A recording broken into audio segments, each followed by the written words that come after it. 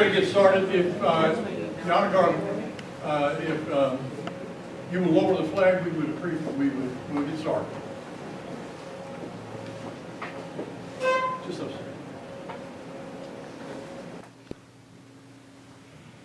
Those of you who are able, please stand for the Pledge of Allegiance and remain standing for the invocation.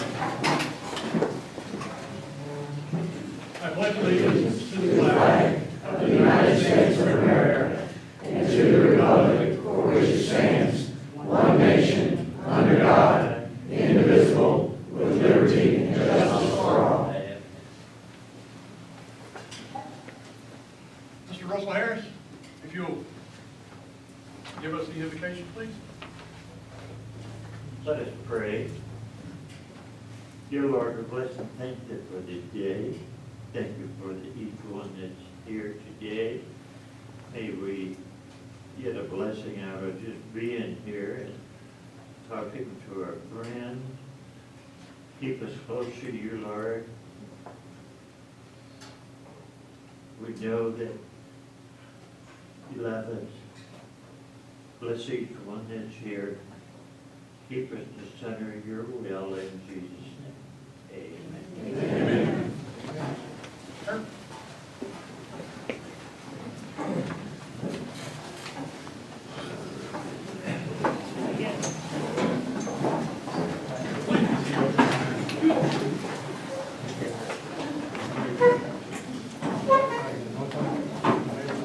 I want to welcome you all.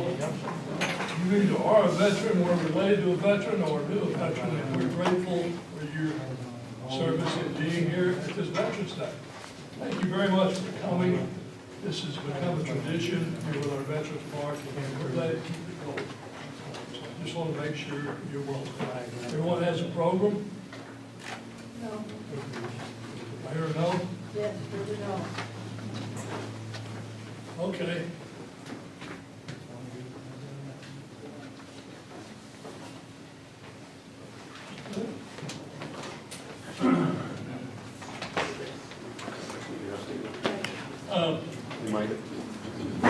A few thank yous before we get underway too much. First, this year the DAV, the DFW, and the American Legion really came together to provide the service for you, and we'd like to thank them for their participation. We would like to thank the Old Reynoldsburg chapter of the Daughters of the American Revolution for the banner out in the park. It certainly means a lot to us to be recognized that way.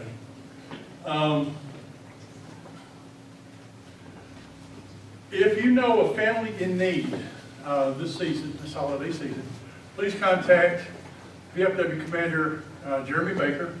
We're providing either hot plates or boxes of non-perishable food, but Jeremy is spearheading that program with the VFW, whatever the family may need.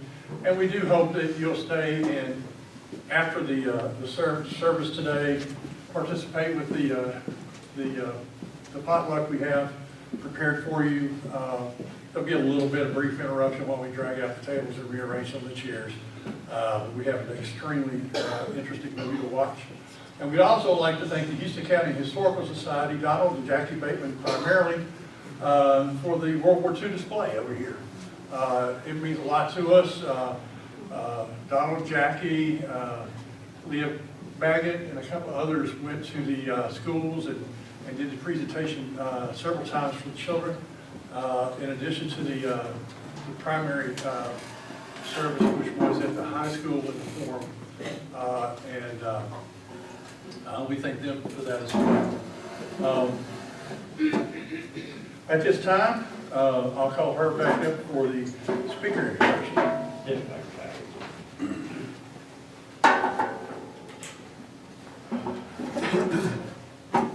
We're doing all right so far, aren't we, Lee? So far, so good.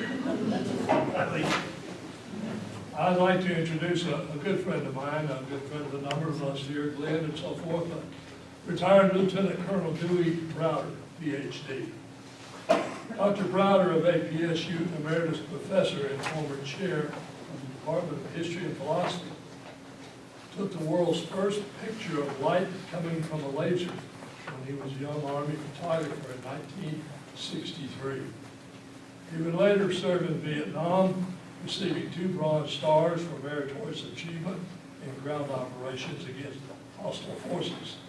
And in Europe, where he served as a NATO military political advisor, and then as the adjutant general for the U.S. Army Europe's forces in Italy, Greece, and Turkey. He earned the Legion of Merit twice during his service in Europe. Dr. Browder is going to have to leave somewhat after he does his presentation, because he's also a member of the Austin Peay Military Hall of Fame. And they're involved in the football service up at the football game up at Austin Peay. So welcome, Dr. Dewey Browder, if you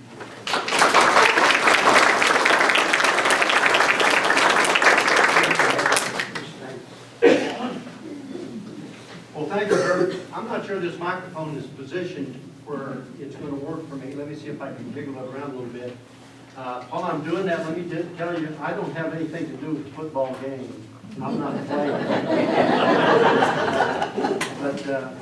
But they're going to introduce the members of the Hall of Fame at some point in time. Is this microphone working for you here? Yeah, it works. It works okay? Is that all right? Okay. Let me get this show started. America's Founding Principles. We had a little technical problem at the beginning of this, trying to make things work. We figured out I hadn't turned my gizmo on. So I am not a technology person. America is, I think you'll all agree, a great success story. Our freedoms, I think that'll work. That's perfect. Our freedoms and our natural rights is guaranteed in the Declaration of Independence are key to this. But let me add to this the fact that I think that Judeo-Christian morality, hard work, individual responsibility, and the nuclear family, you put those things together, and that's really what has made America great. Of course, we couldn't have had all of those additional things if we didn't have them guaranteed in general terms by the Declaration of Independence and the Constitution. Let me say that those principles didn't just happen in the 18th century when we had the Declaration of Independence signed and when we fought the Revolutionary War. To kind of understand where all of these values came from, it's helpful for us to dig back to history just a little bit. And I'll go back several thousand years, but I'll make it short. During the period when we were hunters and gatherers, people formed together in the interest of safety and to get food. And that was the primary reason for it. It took a long, long time for us to get around to organized governments that we know today. Let me say that the Greeks were the first people to make sense out of this rough-hewn group of forms of government that we had during the hunter-gatherer phase. Because in the early days, one strong man would emerge as powerful, and he became the king or he became the chief, and everybody had to do his bidding.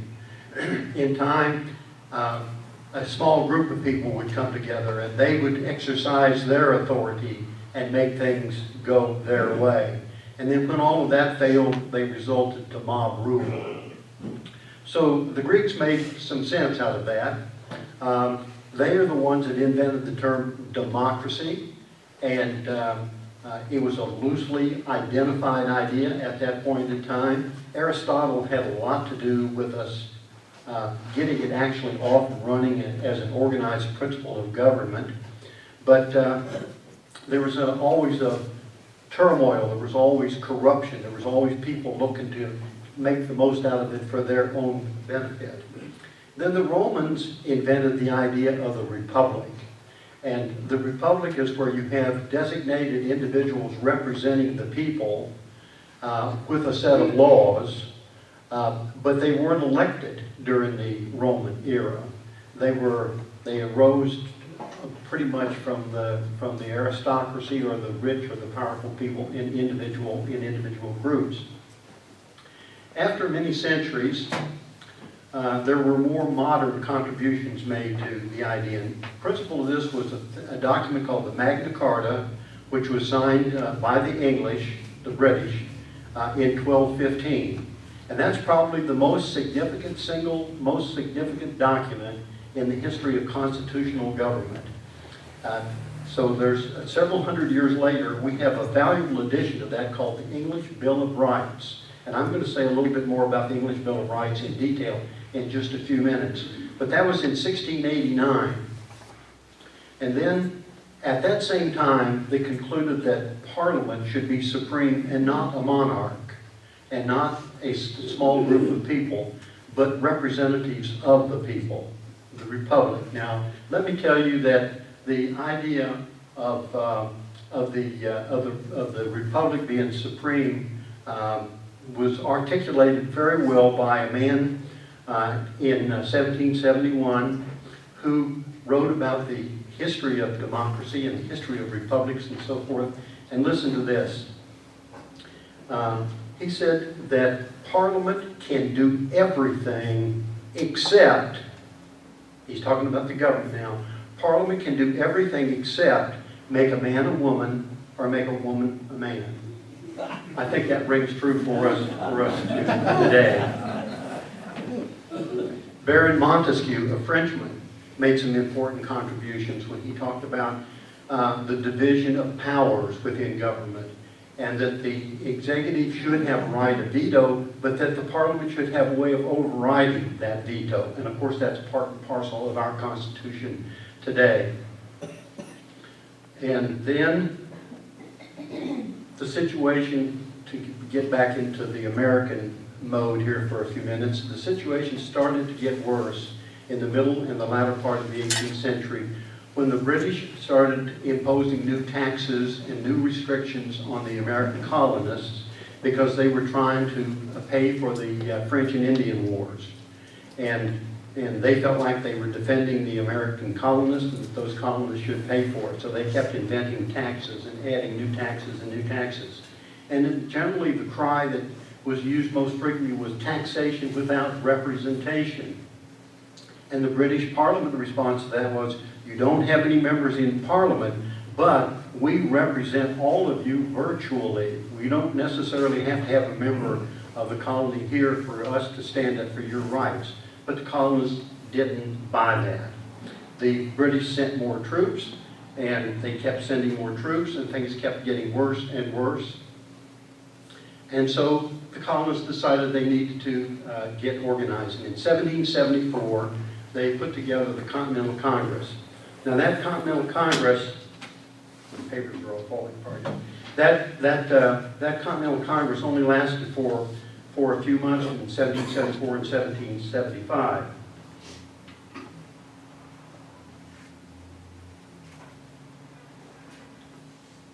But they put together what was the first Constitution for the United States, and it was called the Articles of Confederation. I have it highlighted for you up here, that second element. It was first and foremost a document that represented the values of the states, not the nation as a whole. And people were citizens of the states before they were citizens of the United States. Temporary Congress, or that temporary government, was unicameral in nature. They only had one body of elected officials, and that one body was elected by the 13 colonies and the 13 states, and each colony had one vote. So that made some folks, particularly in the small states, happy, but the larger states who had larger populations, they weren't happy about that. So that's going to be one of the problems that the new Congress, when we get around to it, is going to have to deal with. Another shortfall of the Articles of Confederation is they did not have any central powers of taxation. So when the Continental Army needed more money, for more food, for more supplies, to pay soldier salaries, the Continental Force itself couldn't pay for it. They had to ask the states, will you please contribute money for this, this, and this? And some of the states contributed willingly and some of them didn't. But that's another problem that's going to have to be dealt with a little bit later on. And there was no executive branch. So that unicameral Congress dealt with foreign affairs, they dealt with finances as best as they could, they dealt with the war, they dealt with everything by committees. So this is another problem. There's no strong executive, or there's no actual central power. So after the war was over with, the Parliament, or the Continental Congress decided they needed to do something. They needed to either rewrite the existing Constitution or write a new Constitution. So they decided to throw out that old one, the Articles of Confederation, and they're going to write a completely new Constitution for the United States of America. One of the principles that they went to, one of the principal documents they went to, was this Declaration of the Bill of Rights from 1689 that I mentioned a few minutes ago. I said I would come back to that in a little bit. So take a look at the provisions. This is a British document now, an English document from 1689, 100 years before we're actually, almost 100 years before we're actually writing our Constitution. Look at that list. Look at that list of provisions. If I get this point right. Well, the first one, freedom to elect members of Parliament. In other words, people are going to say who's there. They're not going to be appointed by the states. They're not going to be selected by the aristocrats or by the aristocracy. They also call for freedom of speech in Parliament. Well, that appealed to the Americans, not just in Parliament, but freedom of speech as a whole. Freedom from royal intervention with law. That was something that the old Parliament, they didn't mess with that. If the monarch said do this, they tended to do that. So the Americans said, we're not going to do that anymore. Freedom to petition the king. The people have a right to go directly to the monarch and not have to go through barriers or hindrances or encumbrances. Freedom to bear arms for self-defense. That's something familiar to everybody in this county, the Second Amendment, right to bear arms. Freedom from cruel and unusual punishment and excessive bail. No longer could the king or the aristocrat simply throw somebody in jail and give them a good beating and leave them there for an untold or unspecified amount of time. Freedom from taxation by royal prerogative. That was one that was fighting all those earlier taxes that had aggravated the colonists to such a great extent. Freedom from fines and forfeitures without trial. You've got to have a trial. You've got to have a conviction. It's got to be something that's open. It's got to be public. It's got to be understood. It's got to be according to the laws of the land, not simply the whim of the king or his buddies. And that last one had very little effect on us, but freedom from armies being raised during peacetime. So these things, this Bill of Rights was very, very important to the establishment of the new Constitution. Also, when it comes to actually voting, and these Americans were dead set on the idea that we're going to give you a voice in your government. You're going to have a vote. And they looked at the British standard for voting. Now look at that. In England, you had to be a white, male, over the age of 21, or at least 21, and you had to be a property owner in order to vote. So if you didn't own property, if you were a female, if you were not white, you could not vote. Compare that to the United States of America. They said each state is going to be in charge of the standards for voting, but generally they said you have to be a white, adult, male, and a property owner in order to stand for Congress or in order to vote. Okay, so the new Constitution. Some of the things that I pointed out to you that they felt like was a mistake in the beginning. Remember I said that originally under the Articles of Confederation, every state had one vote, no matter how large or how small. So they look back to Aristotle, they look back to Montesquieu, they look back to the ancients and the early Renaissance and Enlightenment era thinkers. And they said, let's do this. Let's have two houses. We'll have one house where everybody's equal. That's the upper house. We'll call that the Senate. And we'll have another house that is based on representation. So you get a representative for X number of constituents or X number of citizens in your state. And so that is the House of Representatives, lower house, and that is proportional. So the larger states were happy with that one because they got to have their way, and the small states were happy because they could get their way. And then by saying that you have to have both houses agree on laws or on changes to the Constitution, in a sense, it's sort of an ultimate compromise.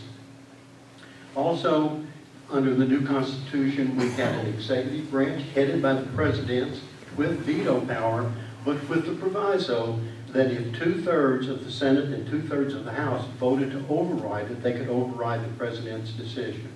So you have a right of veto, which is kind of a safeguard, but then you have a way of overcoming that if you think, or if the people as a whole think that the veto had been unfair.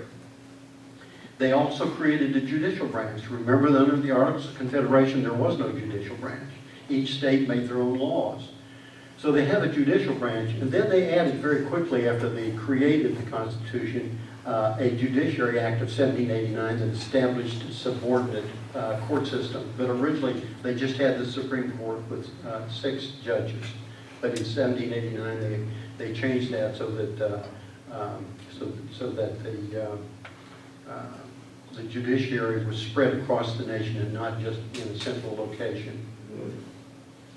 And the judiciary had appointed judges rather than people that were actually elected at the federal level. And then the president conducted diplomacy, was elected by an electoral college. Of course, we still have electoral college. There have been a number of changes since that was first introduced in the 1780s. And there was a provision that the president could be impeached for high crimes. And of course, we still have that, and we'll hear talk about impeachment from time to time yet today. Okay, the biggest challenge to the Constitution was the issue of slavery. And the fact that there were so many people who were in the United States that did not have a voice to vote. Now, history tells us that slavery had always been with mankind. The first slaves were no doubt prisoners of war.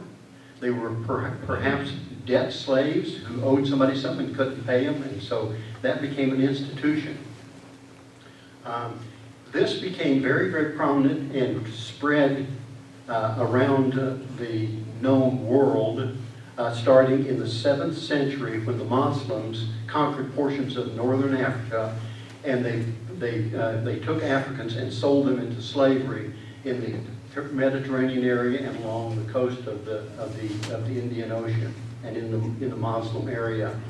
And the Muslims firmly believe that it's okay to enslave somebody who is not a Muslim. So slavery is starting to get entrenched. And then the Portuguese became very familiar with Africa. It had been known as the Dark Continent up to that time because people had not been able to penetrate it and find out what was happening in the interior of the continent.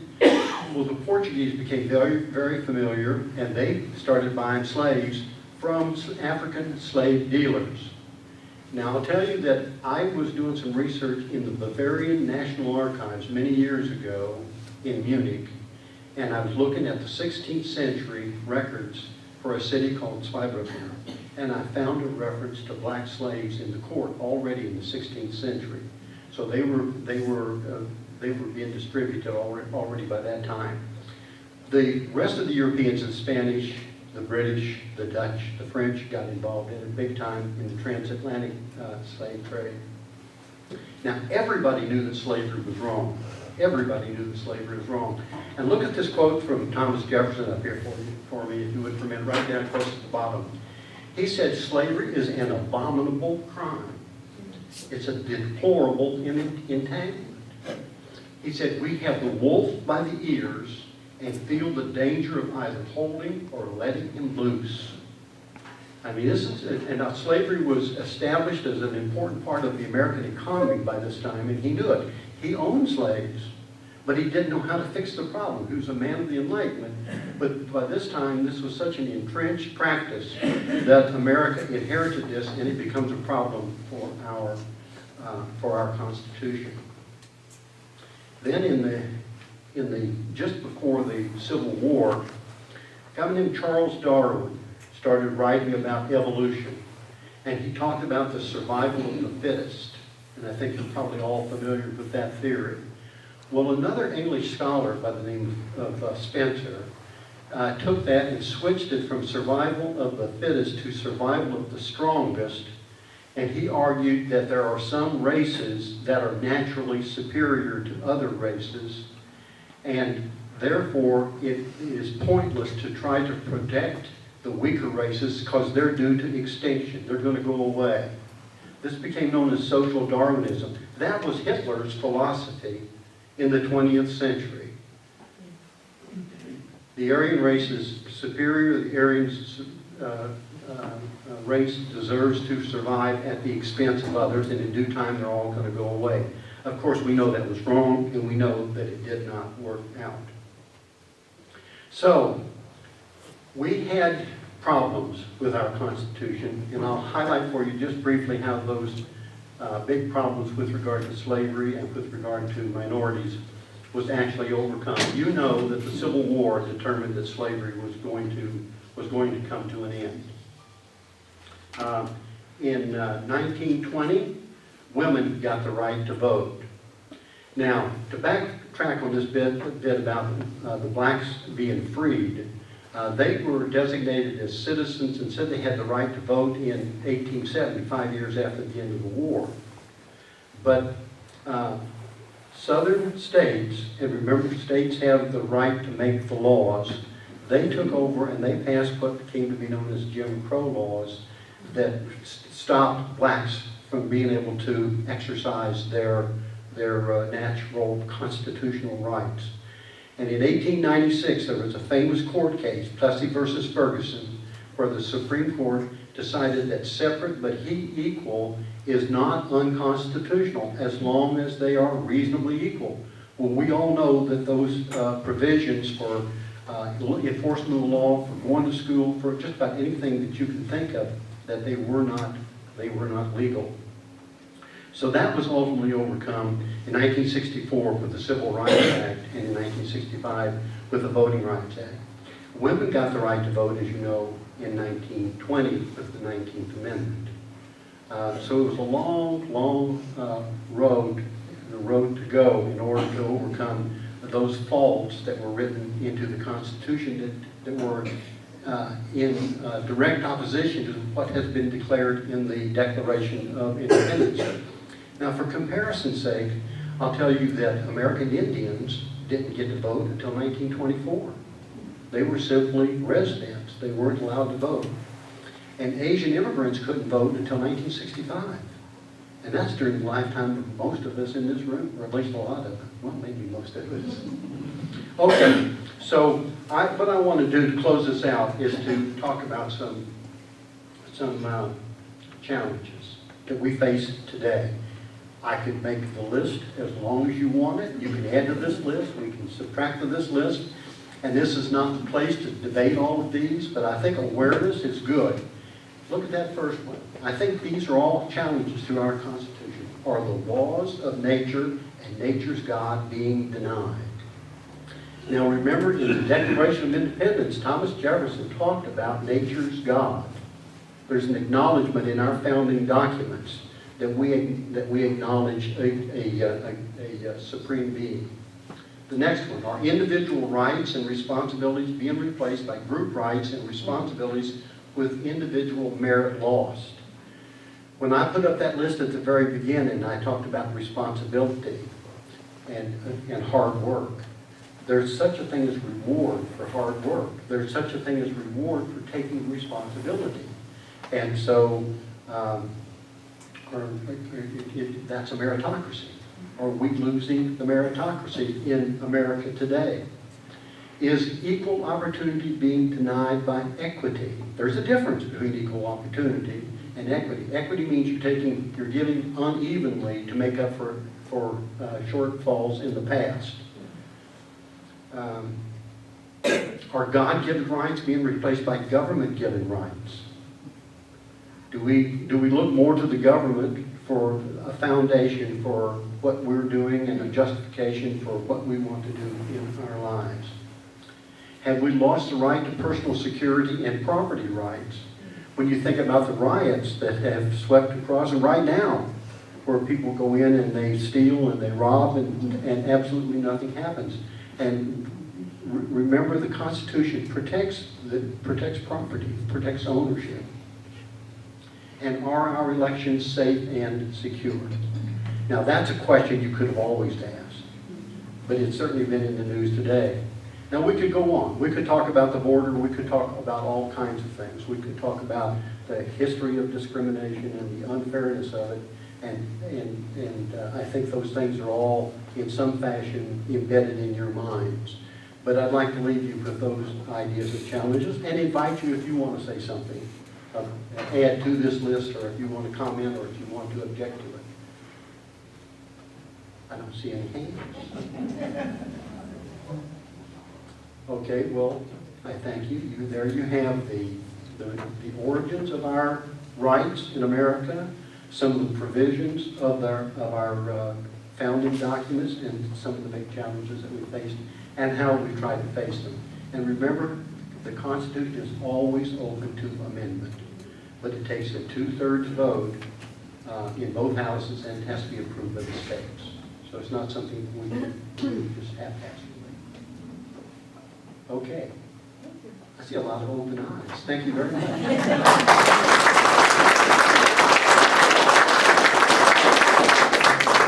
don't know how to turn this on. We've got a technician. Somebody who knows I had to turn this thing on.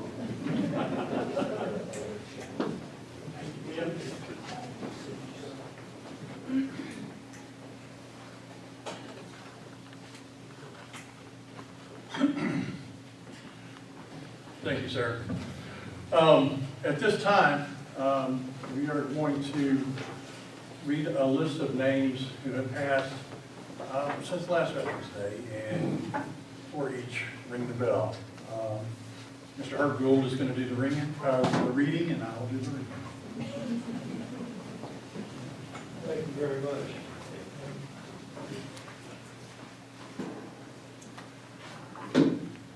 David Allen Dykus, November 19th, U.S. Army.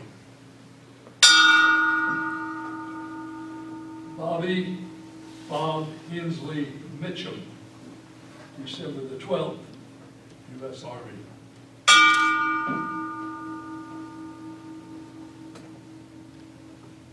James Ray McDowell, December the 15th, U.S. Army.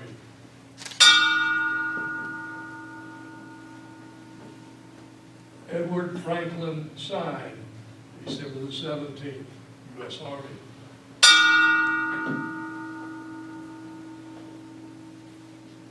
James Edward Kurtz, February 23, U.S. Marine Corps.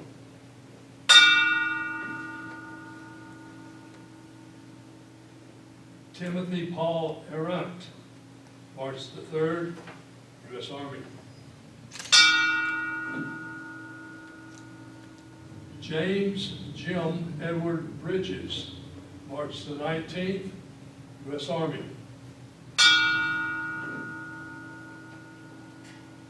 Dale Johnson, March the 25th, U.S. Army.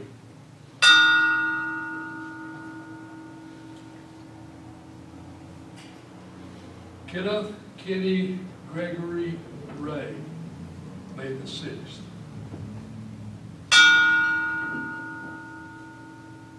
Jackie Wyatt, May the 16th. Kenneth Bertram Baggett, May the 27th.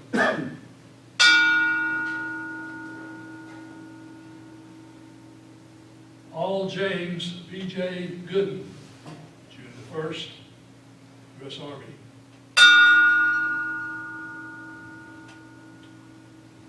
Robert Benny Elliott, June the 4th, U.S. Army.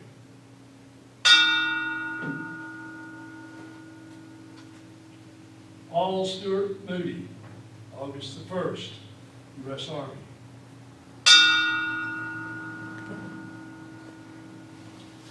Michael Martin Bihard, August the 1st, U.S. Navy.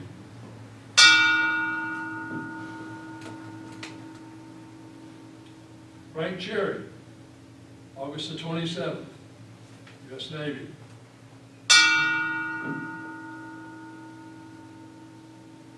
Horner Scott Roby, September the 12th, U.S. Marines.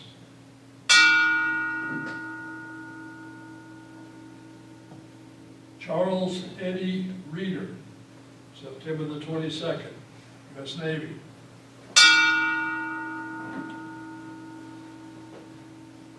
Martin D. Johnson, October the 6th, U.S. Navy. Carlton Eugene Ladd, October the 25th, U.S. Army.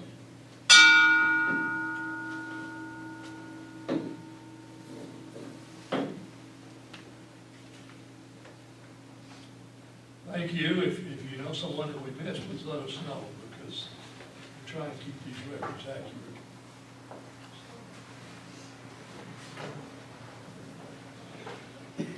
Thank you, Herb. At this time, if the honor guard will take a position outside, they're going to fire a volley. And if Ms. Betsy Newell will play taps. Those of you who are able, if you would please rise. The volley of taps. Thank you.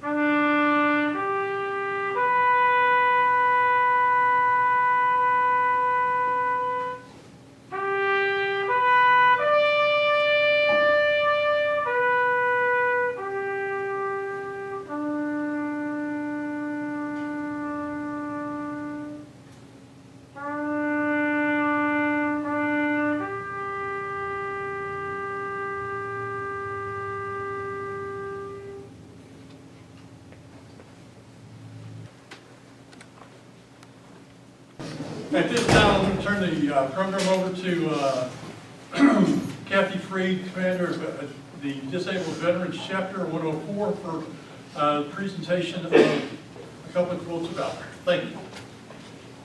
Good morning, everyone. Thank y'all for coming out today. As Glenn said, my name is Kathy Freed. I'm the DAB Commander here with Chapter 104. And at this time, I would like to recognize 3 of our Houston County veterans, but unfortunately, one of them, due to, he wasn't feeling well this morning, is not able to make it with us today. So we're going to present the 2 quotes of valor. First of all, Mr. Harris. Mr. Russell T. Harris, can you come up? Mr. Lloyd Miller.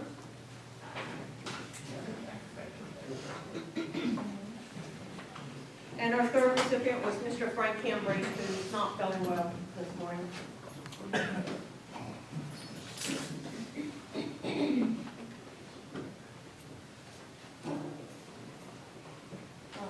Mr. Harris,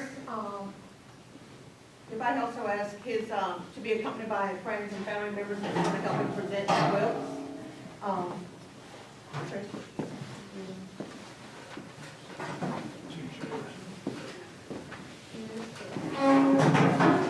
Mr. Harris is a U.S. Army veteran of World War II. As he, thank you for giving that beautiful invitation earlier today. We really appreciate your service and dedication. And Mr. Miller is a U.S. Navy veteran, retired. He was also in Operation Enduring Freedom, Desert Storm, and Desert Shield veteran. So thank you, sir, for your service.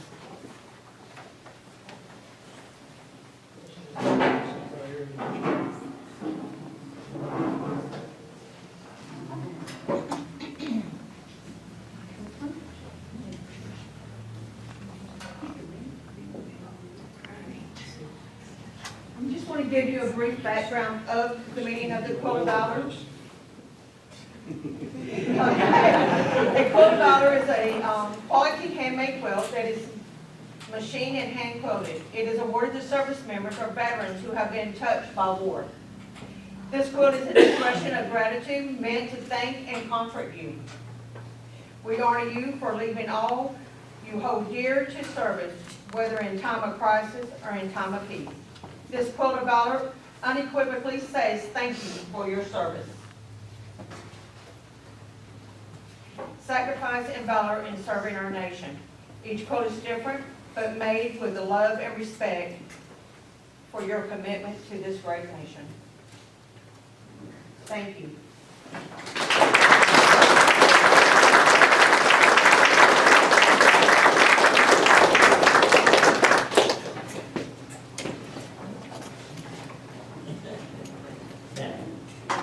I'll keep you warm at night at least.